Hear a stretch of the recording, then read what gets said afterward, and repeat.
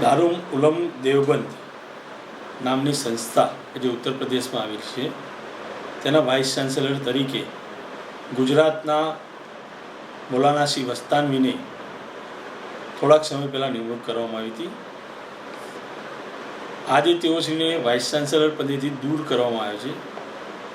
એ તેમની આંતરિક બાબત છે, એમાં અમારે કંઈ કહેવાનું નથી.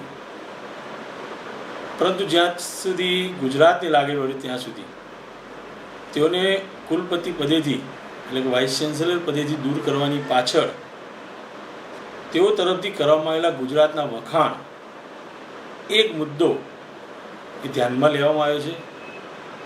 ગુજરાતની મુખ્યમંત્રી શ્રી નરેન્દ્રભાઈ મોદીના નેતૃત્વમાં થઈ રહેલી વિકાસ યાત્રા, ગુજરાતનો સર્વાંગીણ વિકાસ, સૌ સમાજને સાથે લઈને ચાલવાની નીતિ, એના શ્રી વસ્તાનવીએ વખાણ કર્યા અને એની સામે હોબાળો કેટલાક ઢોંગી બિનસાંપ્રદાયિક જમાતના લોકોએ કર્યો.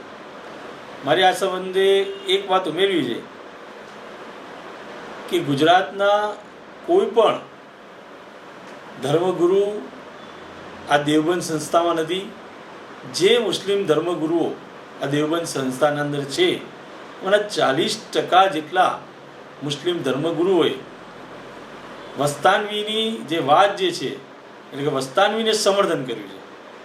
વસ્તાનવીએ ગુજરાતના વખાણ કર્યા, એના પરિણામ સ્વરૂપ એમને આ પદેથી દૂર કરવામાં આવ્યા.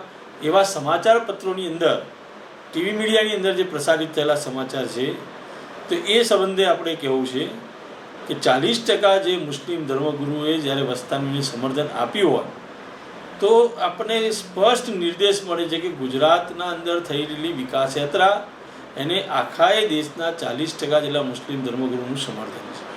એટલે ગુજરાતના અંદર થઈ રહેલી વિકાસ યાત્રાને બૌદ્ધિક મુસ્લિમ સમુદાય વધુને વધુ માત્રામાં સમર્થન આપી રહ્યો છે. એ આનું ઇન્ડિકેટર છે, એ અમારું માનવું છે.